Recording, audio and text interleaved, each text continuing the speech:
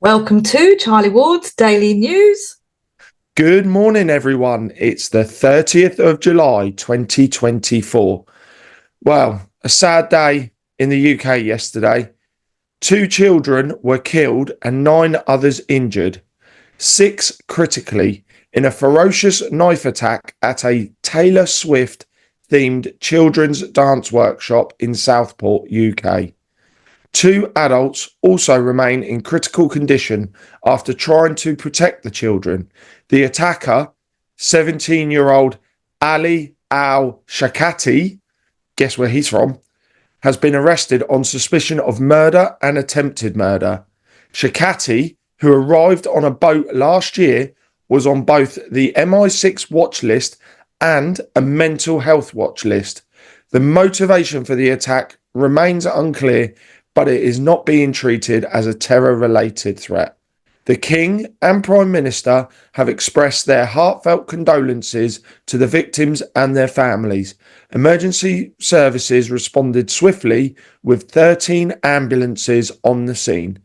Now, I am sick and tired of hearing about migrants who come on the boat from abroad and cause all sorts of horribleness in the UK. Mainstream media won't say his name. They just say he's a 17-year-old from whatever location.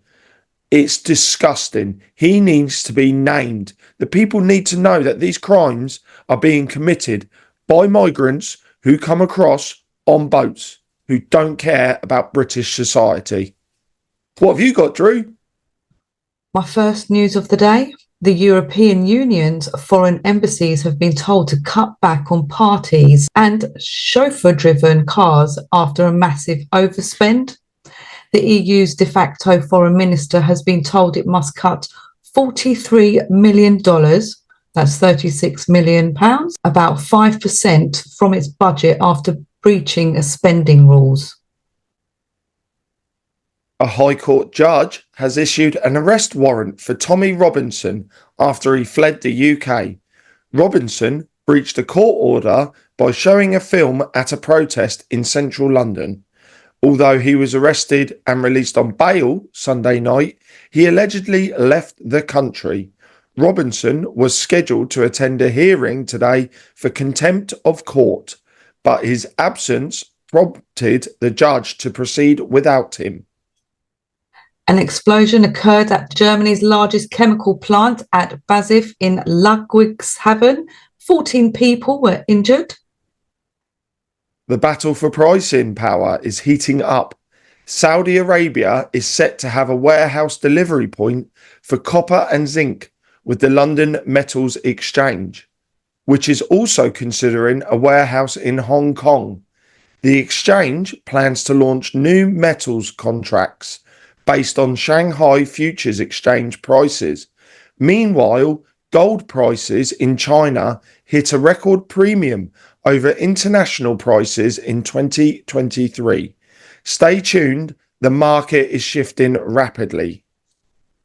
Nearly 6,000 IRS employees and contractors, over 50 million in backed taxes, Treasury audit reveals.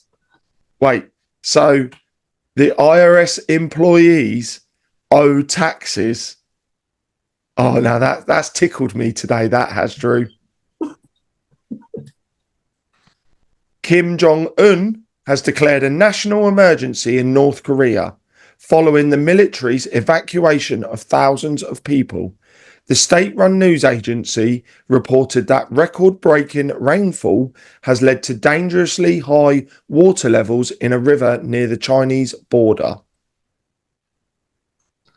Warren Buffett has sold almost $2.3 billion of Bank of America's stock, and it's a direct reminder of his $56 billion warning to Wall Street. An RAF squadron in the UK is set to drop its nickname following a complaint, and this was just one complaint. The Lincolnshire-based 14 Squadron, formed in 1915 and nicknamed the Crusaders after flying missions in the Middle East, will no longer use this unofficial title.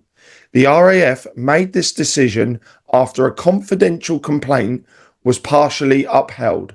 A spokesman emphasised the need to avoid terms that go against the RAF values, stating some traditions and informal nicknames from our early days are no longer appropriate in the 21st century. US national debt just broke $35 trillion for the first time ever. That's $103,827 debt per person in the US. Phone networks across France have been sabotaged following the arrest of a far-left activist over Friday's railway attacks. The individual was detained in Oisel near Rouen and is the first arrest related to the arson attack that disrupted travel for hundreds of thousands. The attack on 3 sections of high-speed rail occurred just before the Olympic Games opening ceremony, threatening to derail plans. The suspect had access keys to SNCF's technical premises, tools, and ultra-left literature. Overnight, further sabotage targeted telecom networks with cables cut in 6 regions between 1 a.m. and 3 a.m, affecting fibre landlines and cell phones, but not Paris or the Olympics. No group has claimed responsibility. Secretary of State for Digital Affairs, Marina Ferrari, condemned the attacks and said repair teams are mobilised. Filipino fishermen in distress as oil from capsized tankers reaches their shores. Just Stop Oil activists attempted to block departure gates at Gatwick's South Terminal, but their efforts were thwarted as passengers stepped over them. I like that bit. The protesters wearing Just Stop Oil t-shirts and holding signs were arrested by police for interfering with public infrastructure. A Sussex police person confirmed 8 arrests and assured that the airport is operating normally. Meanwhile, Extinction Rebellion activists have blocked Old Queen Street in Westminster yesterday, targeting the Policy Exchange office with black liquid. Both groups aim to disrupt key areas of the fossil fuel economy this summer. Venezuela suspended diplomatic relations with the Dominican Republic, Panama, Peru, Costa Rica, Chile, and Argentina. Protesters topple multiple Hugo Chavez statues across the country. Venezuela GNB forces mobilized with armored vehicles and live ammunition to face protesters. Protesters are staging outside of major military bases. Venezuela is temporarily suspending commercial flights to the Dominican Republic and Panama. Venezuelan President Maduro has called for a mobilization of forces to defend the streets.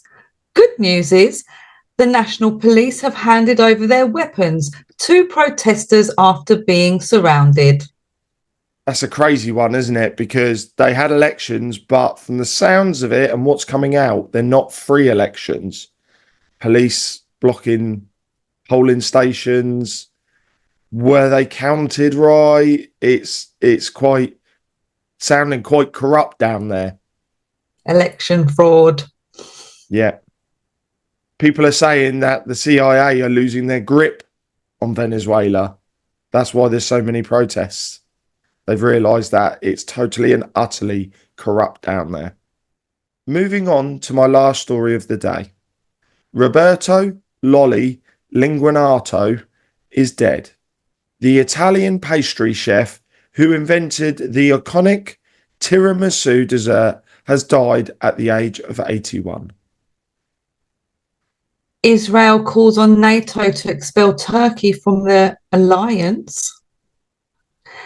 JP Morgan Chase, Wells Fargo and Bank of America refused to reimburse $880 million to customers accused of repeated, relentless failure to protect victims of fraud. Former BBC presenter Hugh Edwards, 62, has been charged with 3 accounts of making indecent images of children. The Metropolitan Police said the offences are alleged to have taken place between 2020 and 2022. The top BBC presenter Hugh Edwards being charged having indecent images of children. Edwards had 37 indecent images of children on his phone. 6 were category A, the most extreme, which is defined as involving penetrative sexual activity. The BBC knew and still gave him a pay rise. We know the BBC cover-up for Jimmy Savile, who abused more than 500 children during his employment with the BBC. Savile had a close friendship with King Charles and the royal family. Hugh Edwards is not breaking news on mainstream media, and it should be. Hugh Edwards worked for the BBC, the same organisation that covered up for Jimmy Savile, who raped hundreds of children, including deathly ill children in hospital, and had sex with dead bodies. How many members of the media have to get arrested for sex crimes against children for people to understand the media is saturated with child sex predators? I'm glad that it's dripping out now. The corruption that's going on. People are being drip fed now, you know? And, you know, the big theme is as well that people aren't relying on mainstream media anymore for their news because they hide information. And just look across 10 different platforms of mainstream media. They all push the same narrative, which is passed down from government propaganda and globalist propaganda. You have to look between the lines these days to get the truth. Chemical attack in Bath. A number of people have fallen ill after it was reported a suspicious woman was approaching people with a bag. The incident happened on Stall Street near the Roman Baths. 20 emergency services vehicles at the scene. 2 people were taken to hospital to receive treatment. The incident described as a suspected chemical attack, but is not yet clear what was in the bag could have caused people to fall ill. And that was the news on the 30th of July, 2024. Join us on Wednesday and Saturdays for the Live Insiders Club, where you get to ask our guests questions that have been burning inside you. Take care, God bless, and have a wonderful day. Bye-bye.